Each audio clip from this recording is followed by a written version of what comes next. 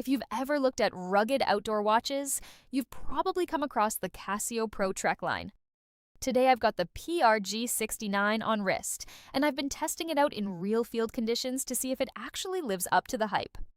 First impressions, this thing feels built for the outdoors. The new angular case design is a big shift from older Pro Trek models. It's chunkier, more tactical, and honestly feels more modern on the wrist. You've got Casio's triple sensor system here: compass, barometer, altimeter, and thermometer, all accessible with a single button.